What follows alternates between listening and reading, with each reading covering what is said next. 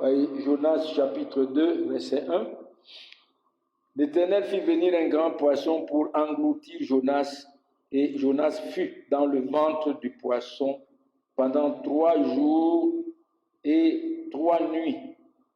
Voilà le texte de ce matin. Et comme je le disais au départ, dans notre dernier message, nous avons parlé de Jonas jeté dans la mer, comme il a lui-même demandé, afin de satisfaire à la justice de Dieu et de rendre Dieu propice pour calmer la mer et de sauver ces hommes, ces mariniers qui continuaient encore leur voyage. Et c'est ce qui a été fait, et la mer s'est calmée. La mer s'est calmée. Voyez, nous voyons là encore un grand enseignement dans le salut des pécheurs que nous sommes. Voyez, de la même manière que Jonas a été jeté dans la mer et la colère de Dieu s'est calmée, la mer s'est calmée, c'est de la même manière que le Seigneur Jésus-Christ lui-même s'est offert lui-même en sacrifice au Père pour le péché de son peuple. Ici, Jonas était en train de s'offrir à la mort pour son propre péché. Mais le Seigneur Jésus-Christ s'est offert à la mort pour le péché de son peuple. Et Dieu prend cette image de Jonas s'offrant pour son propre péché pour nous amener à son Fils Jésus-Christ qui devait venir beaucoup d'années plus tard pour accomplir l'œuvre de la rédemption, l'œuvre du salut. Vous voyez, c'est ainsi donc, nous le disions, que le Seigneur Jésus-Christ lui-même s'est offert à son Père comme victime propitiatoire afin d'apaiser la colère de Dieu envers tous ceux-là que Dieu lui a donnés depuis avant la fondation du monde et satisfaire à la justice de Dieu pour le salut de ces hommes, de ces femmes que Dieu a aimés depuis avant la fondation du monde et qu'il a donné à son Fils Jésus-Christ. Voyez, chers amis, il n'y a pas un autre moyen par lequel un pécheur pourrait être sauvé si la colère de Dieu contre son péché n'a pas été apaisée. Et ce n'est pas avec nos efforts, nos œuvres, ce n'est pas avec notre piété, nos jeûnes, nos prières, je le répète ici, c'est des bonnes choses, mais elles ne servent qu'à satisfaire la chair. Nous ne pouvons pas compter sur ces choses pour être acceptés par Dieu. Il faut que la colère de Dieu contre le péché soit apaisée.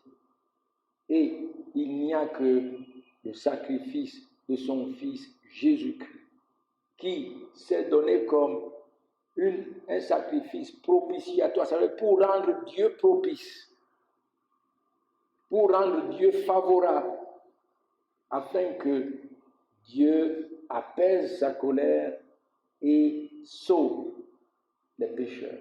Vous n'avez pas un autre moyen. Si la colère de Dieu n'a pas été apaisée par le sang de son Fils Jésus-Christ, vous n'avez pas un autre moyen si la justice de Dieu qui exige la mort du pécheur n'a pas été satisfaite par la mort de son Fils Jésus-Christ. La Bible dit, le salaire du péché c'est la mort, mais le don gratuit de Dieu c'est la vie éternelle en Jésus-Christ.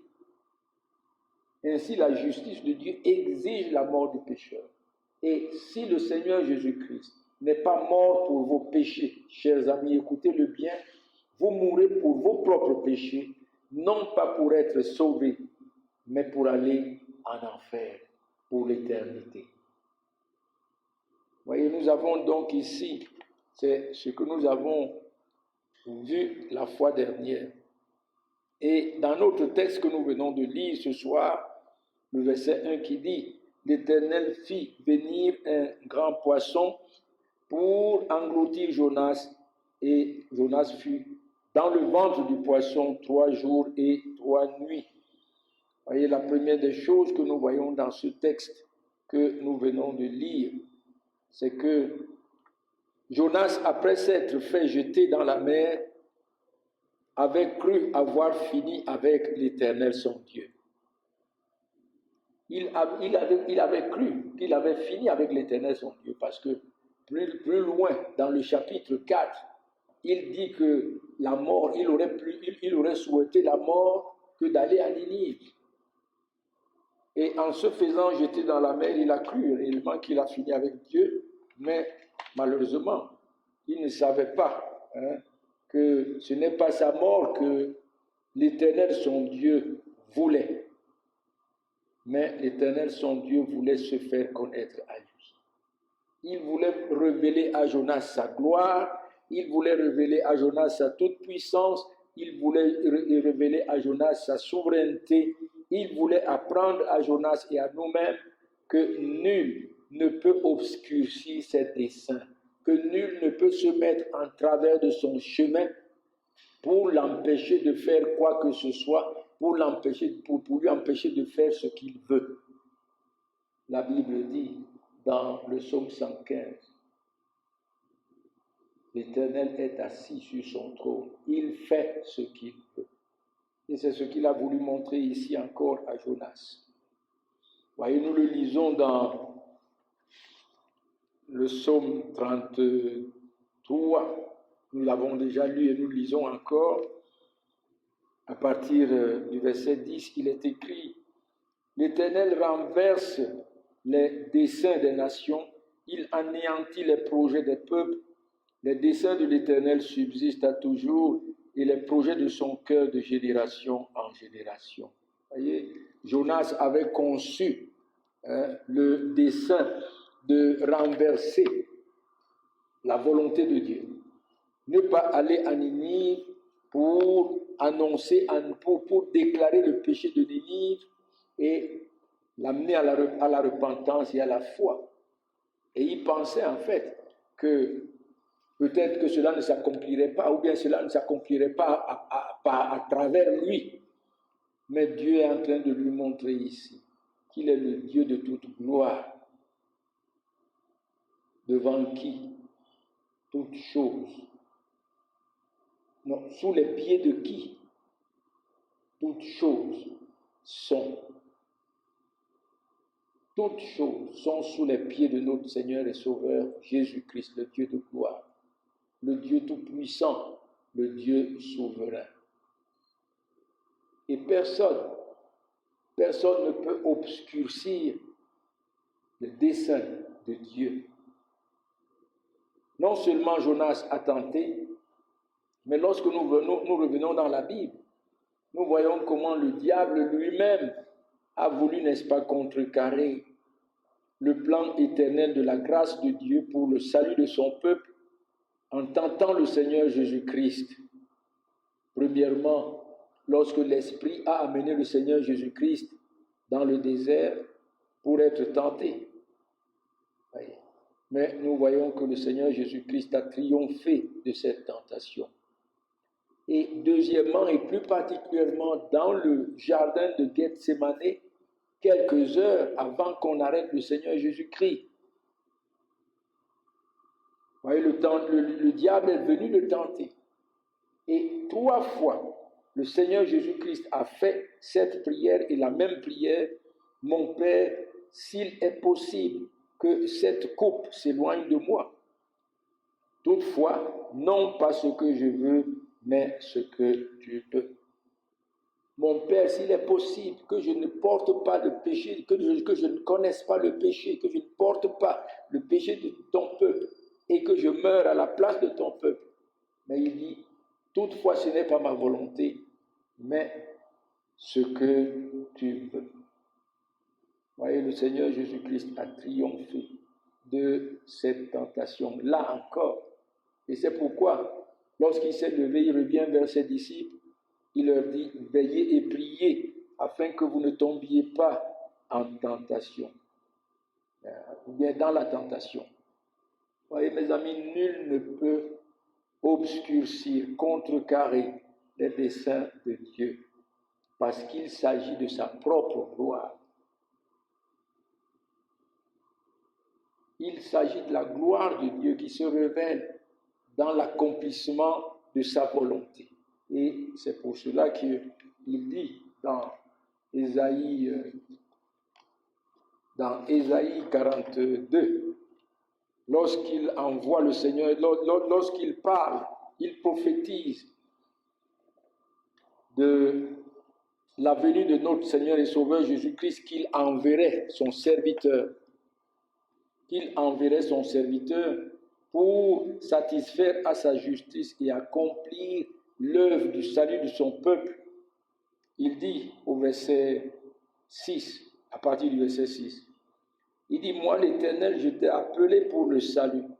Oui, Christ a été appelé pour être le Messie, pour être loin de Dieu, pour être loin par Dieu, comme le Messie, le sauveur de son peuple.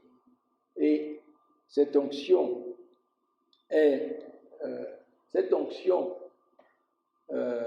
a trois aspects.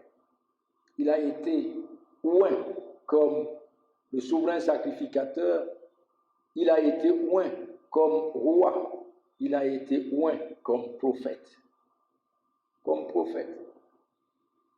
Il dit, et je te prendrai par la main, et je te garderai, et je t'établirai pour traiter alliance avec mon peuple. Oui, nous avons parlé maintenant de la tentation. Lorsque le diable était en train de tenter le Seigneur Jésus-Christ au désert, lorsqu'il était en train de le tenter dans le jardin de Gethsémane, le Seigneur Jésus-Christ était gardé par son Père. Il était gardé par la puissance de Dieu son Père. Pourquoi? Parce que Dieu avait dessein de l'établir pour traiter alliance avec son peuple. L'alliance qui a été ratifiée par le sang de notre Seigneur et Sauveur Jésus-Christ qui a coulé sur la croix. L'ancienne alliance a été ratifiée par le sang des animaux, a été scellée par le sang des animaux. Et cette ancienne alliance, l'Ancien Testament, devait subsister jusqu'à la venue de notre Seigneur et Sauveur Jésus-Christ, qui est venu pour établir la nouvelle alliance avec le peuple que Dieu a aimé depuis avant la fondation du monde et qui lui a donné pour sauver. Il est venu pour ratifier cette alliance par son sang. Et c'est pour cela que dans Hébreux chapitre 10, nous lisons ce passage, il est écrit, c'est une longue lecture, mais elle est nécessaire. Il est dit à partir du verset 3, n'allons pas trop loin, il dit, mais le souvenir des péchés est renouvelé chaque année par les sacrifices, car il est impossible que le sang des taureaux et des boucs ôte les péchés. Vous voyez, les sacrifices qu'on offrait chaque jour dans l'Ancien Testament. Et une fois par an, le souverain sacrificateur Aaron, ou bien ses fils après lui, portaient du sang sur le propitiatoire, sur l'arche, et l'aspergeaient sur le propitiatoire. Et le péché du peuple était couvert. Mais ce péché n'était pas ôté. C'est pourquoi il dit ici que c'était impossible que le sang des taureaux et des boucs ôte les péchés. C'est pourquoi, verset 5, Christ, entrant dans le monde, dit, « Tu n'as voulu ni sacrifice ni offrande, mais tu m'as formé un corps. Tu n'as agréé ni holocauste ni sacrifice pour le péché. Alors j'ai dit, voici je viens. Dans le rouleau du livre, il est question de moi pour faire, ô Dieu, ta volonté. » Oui, puisque Dieu n'a pas voulu, puisque les sacrifices de l'Ancien Testament n'étaient pas destinés à ôter le péché, mais servaient simplement d'image et de symbole de Christ, l'agneau de Dieu qui devait venir pour ôter le péché.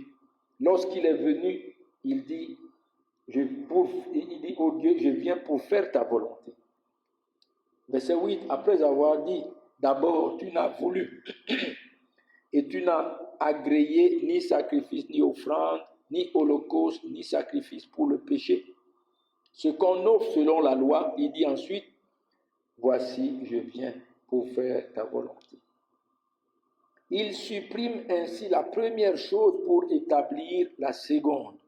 C'est en vertu de cette volonté que nous sommes sanctifiés par l'offrande du corps de Christ, de Jésus-Christ, une fois pour toutes. Vous voyez, comme je disais tout de suite, l'Ancien Testament avait été fondé sur les sacrifices des animaux. Et lorsque le Seigneur Jésus-Christ est venu, il est venu pour mettre fin à l'Ancien Testament, parce que l'Ancien Testament devait subsister jusqu'à la venue de Christ. Et par son sacrifice, il est écrit, il supprime ainsi la première chose. Ça veut dire, il accomplit ainsi tout l'Ancien Testament pour établir le Nouveau Testament. Et c'est ce dont il est dit ici dans Ésaïe 42. Et je te prendrai par la main, je te garderai et je t'établirai pour traiter alliance avec le peuple, pour être la lumière des nations, pour ouvrir les yeux des aveugles, pour faire sortir de la prison le captif et de leur cachot ceux qui habitent les ténèbres, dans les ténèbres. Et c'est ce que le Seigneur Jésus-Christ a fait avec le sacrifice dont il a offert sur la croix. Il est écrit dans Colossiens chapitre 2, parlant de cette victoire et de la manière dont le Seigneur Jésus-Christ a sorti son peuple de la prison, les captifs. Il est écrit dans Colossiens chapitre 2, parlant de l'efficacité et de la puissance de son sacrifice pour sauver son peuple.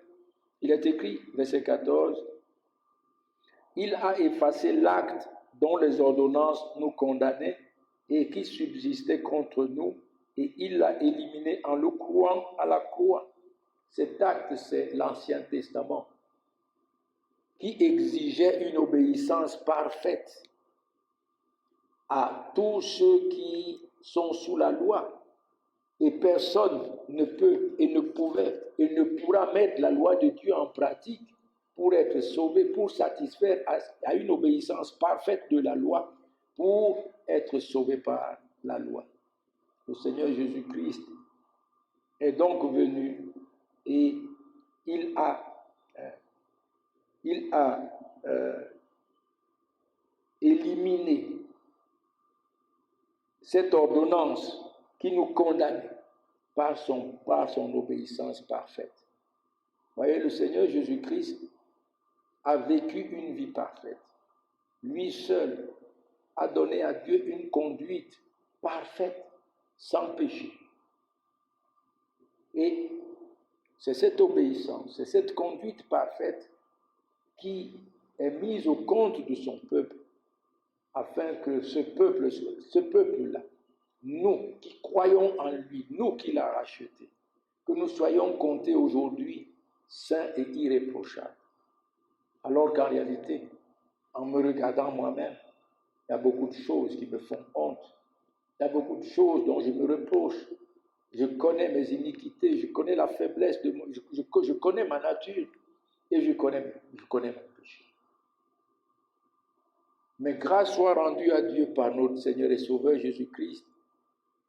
Il a parfaitement et entièrement satisfait à l'obéissance de la loi, satisfait à la justice de la loi, à ma place, et rendu Dieu propice pour mettre son obéissance sur mon compte, afin que je sois compté saint et irréprochable. Mes amis, c'est ça la beauté de l'évangile, c'est ça la gloire de l'évangile. Sans cela, il n'y a pas de salut.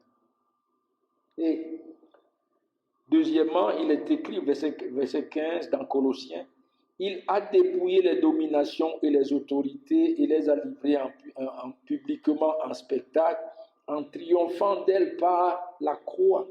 Voilà comment le Seigneur Jésus-Christ est venu, n'est-ce pas, pour faire sortir les prisonniers, les captifs de leur cachot et pour sortir du cachot ceux qui habitaient dans les ténèbres.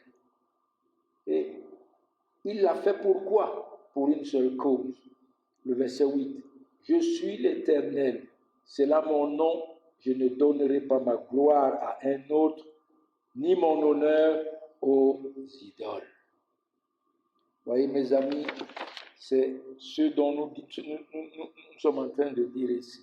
Nul ne peut obscurcir les desseins de l'Éternel notre Dieu parce qu'il s'agit de sa gloire. Il s'agit de sa gloire. Ainsi, le Seigneur Jésus-Christ a triomphé de toutes les tentations parce que personne ne peut se mettre en travers de la volonté de Dieu.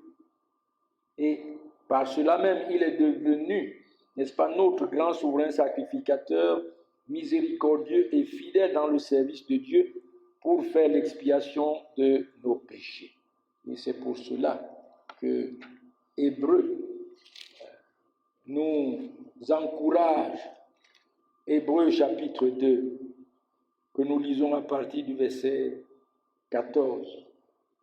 Il dit ainsi donc, puisque les enfants participent au sang et à la chair, puisque ceux que Christ est venu sauver sont des hommes de chair et de sang, des pécheurs, il y a également participé lui-même afin que par la mort, il rende impuissant celui qui avait la puissance de la mort, c'est-à-dire le diable. Voyez, le Seigneur Jésus-Christ lui aussi a participé à la chair et au sang. Il s'est incarné, il a pris la forme d'un homme afin de représenter ceux dont il est venu sauver. En prenant leur place, en portant leur péché, en prenant leur place pour mourir à leur place, afin que le diable, la puissance du diable soit détruite et que ceux dont il est venu racheter soient délivrés. Il dit ainsi, verset 15, il délivre tous ceux qui, par crainte de la mort, étaient toute leur vie retenus dans la servitude. Car assurément, ce n'est pas à des anges qu'il vient en aide, mais c'est à la postérité d'Abraham. À cette postérité que Dieu avait promis à Abraham dans Genèse. Et cette postérité n'était pas, la Bible dit clairement, ce n'est pas les enfants de la chair, mais c'est des enfants de la promesse. Ceux que Dieu a promis à Abraham en Jésus-Christ. Tous ceux qui croient, c'est eux qui ont la promesse, qui sont les enfants de la promesse la promesse de Dieu faite à Abraham. Et c'est pourquoi la Bible dit dans Galates que nous tous qui sommes en Jésus-Christ, nous sommes de la postérité d'Abraham. Galates chapitre 3, verset 28. Et il continue donc en disant, en conséquence, il a dû être rendu semblable en toutes choses à ses frères, afin qu'il soit un souverain sacrificateur, miséricordieux et fidèle dans le service de Dieu, pour faire l'expiation du péché du peuple. Car du fait qu'il a souffert lui-même et qu'il a été tenté, il peut secourir ceux qui sont tentés. Vous voyez, mes amis, personne ne peut se mettre en travers de la volonté de Dieu, empêcher à Dieu de faire sa volonté. Même le Seigneur Jésus-Christ, qu'est-ce que je veux dire? Le Seigneur Jésus-Christ a triomphé de toutes les tentations afin d'accomplir la volonté de Dieu son Père, en portant sur lui le péché de son peuple, en mourant pour le péché pour son peuple et en satisfaisant à la justice de Dieu pour le salut de son peuple. Ça, c'est la première des choses que nous voyons. Et nous voyons donc que le salut ne vient pas des hommes. Tout ce dont nous avons vu, tout ce dont nous avons lu, nous ne voyons pas les hommes intervenir en telle ou telle chose, de telle ou de telle manière. Le salut vient de Dieu par son Fils Jésus-Christ et par son Fils Jésus-Christ seul. Et c'est pourquoi je vous le dis chaque jour, chers amis, lorsque je suis ici, si je veux véritablement le salut de vos âmes, je ne vous parlerai d'autre chose que du Seigneur Jésus-Christ et du Seigneur Jésus-Christ crucifié pour le péché. Autre chose ne vous sauvera pas. C'est lui que vous devez connaître et c'est en lui que vous devez vous reposer. C'est-à-dire, vous devez faire, c'est en lui que vous devez mettre toute votre confiance, tout votre espoir et toute votre assurance de salut. Ce qu'il est et ce qu'il a accompli par son sang qui a coulé sur la croix. Une deuxième chose que nous voyons toujours dans le verset 1, l'Éternel fit venir un grand poisson, non pour manger Jonas, mais pour lui conserver la vie, pour le sauver. Voyez, après avoir passé 3 jours et 3 nuits dans le ventre du poisson, le Seigneur ordonna au poisson, il parla au poisson de jeter Jonas quelque part sur la terre. Et nous voyons aussi ainsi, comme je le disais tout de suite, que le salut vient de Dieu. Jonas se croyait perdu. Nous le verrons dans sa prière. Dans sa prière, il ne croyait pas qu'il sortirait vivant du ventre du poisson, de ce grand poisson. Quoi qu'il avait il exprimait cette espérance. Mais lui-même, il exprimait cette espérance sur la base de la miséricorde de Dieu, sur la base de ce Dieu qui est lent à la colère et riche en bonté. C'est ainsi donc que nous voyons ici que le salut vient de Dieu. Il a utilisé ce grand poisson pour manifester sa miséricorde à Jonas, après que celui-là se soit rebellé contre lui, pour fuir loin de ses yeux, pour fuir loin de lui. Et de la même manière que nous voyons ici Dieu utiliser ce grand poisson pour révéler sa grande miséricorde à Jonas et sa grâce à Jonas, et Dieu va donc utiliser cet événement pour nous amener à son Fils Jésus-Christ. Parce que de la même manière que Jonas a été 3 jours et 3 nuits dans le ventre du grand poisson, de la même manière, Dieu a envoyé son Fils Jésus-Christ pour mourir pour le péché de son peuple, pour être enseveli et pour passer 3 jours et 3 nuits dans le sein de la terre afin de ressusciter le 3e jour pour la justification, pour le salut de son peuple. Voyez, c'est ce que le Seigneur Jésus-Christ lui-même dira à ces pharisiens et à ces scribes qui lui demandaient encore de faire des miracles. Alors le Seigneur Jésus-Christ va leur dire, si les miracles que j'ai faits devant vous ne vous suffisent pas, je ne vais pas vous faire un autre miracle, mais je vais simplement vous amener au miracle de Jonas que vous connaissez bien. Et le peuple d'Israël, en fait, l'histoire de Jonas était beaucoup connue au sein du peuple d'Israël. Mais il ne comprenait pas, quoi qu'il disait ces choses, quoi qu'il parlait d'autres vérités, à travers ce miracle, il ne comprenait pas que ce miracle, en fait, était un symbole était une image de notre Seigneur et Sauveur Jésus-Christ, que Dieu enverrait, comme il a envoyé le grand poisson, que Dieu enverrait pour mourir pour le péché de son peuple et pour être enseveli et ressuscité le troisième jour pour la justification de son peuple. Alors voici ce que le Seigneur Jésus-Christ dit à ces hommes incrédules qui demandent des miracles. Dans Matthieu 12, verset 38, sinon à partir du verset 38, il est écrit: alors quelques-uns des scribes et des pharisiens prirent la parole et dirent: Maître, nous voudrions te voir faire un miracle.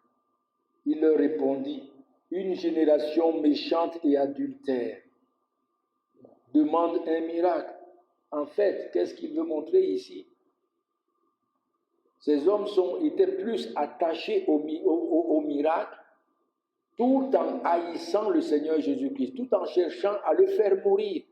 Et il leur dit: vous êtes une génération méchante et adultère, infidèle à Dieu, parce qu'il était le Fils de Dieu, le Messie envoyé par Dieu lui-même, mais ils l'ont rejeté. Et à partir de là, ces hommes sont devenus infidèles à Dieu, adultères à Dieu, en rejetant celui dont Dieu leur a envoyé. Et celui dont ils attendaient même d'ailleurs pour les sauver. Il dit: une génération méchante et adultère demande un miracle. Il ne lui sera donné d'autre miracle que celui du prophète Jonas. Car de même que Jonas fut 3 jours et 3 nuits dans le ventre d'un grand poisson, de même le Fils de l'homme sera 3 jours et 3 nuits dans le sein de la terre. Oui, chers amis, c'est le seul miracle qui sauve. C'est le seul miracle auquel vous devez vous attacher. C'est le seul miracle derrière lequel vous devez courir s'il faut courir. C'est le seul miracle vers lequel vous devez tourner vos yeux et vos cœurs. Celui du Fils éternel de Dieu, venant dans ce monde dans la forme d'un homme pour porter le péché de ceux que Dieu lui a donnés et pour s'offrir en sacrifice pour l'expiation de leurs péchés. Par la mort, l'ensevelissement et la résurrection. Voyez mes amis, c'est le seul miracle qu'il vous faut dans votre vie. Le seul. Et c'est ainsi que le Seigneur Jésus-Christ amène donc ces pharisiens et ces scribes dans l'Ancien Testament pour leur montrer qu'en réalité, le miracle de Jonas parlait de lui. Le miracle de Jonas tournait leur regard vers lui. Le miracle de Jonas était un symbole, était une image, mais il est la réalité. Il est la réalité. Lui, l'agneau de Dieu, il est la réalité. Lui, le sacrifice offert par Dieu, il est la réalité. Lui, le souverain sacrificateur, qui n'est pas venu pour asperger le sang des animaux sur le propitiatoire, mais qui est entré directement dans la présence de Dieu avec son propre sang, et qui est assis à la droite de Dieu et qui intercède pour ceux que Dieu lui a donnés, pour tous ceux-là pour qui il est mort sur la croix. Oui, c'est de lui et de son œuvre efficace et parfaite que Dieu notre Père parlait, n'est-ce pas, en transportant Jonas 3 jours et 3 nuits dans le ventre d'un grand poisson. Voyez, c'est lui que l'Éternel notre Père a donné pour notre salut.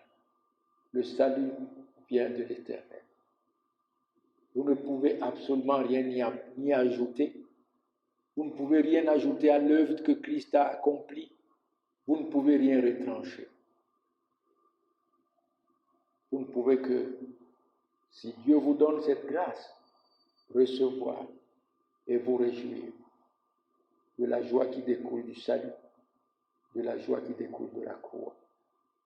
Dieu bénisse ce message dans nos cœurs et tourne nos yeux, nous tous, vers son Fils Jésus-Christ, afin que nous nous reposions dans sa justice.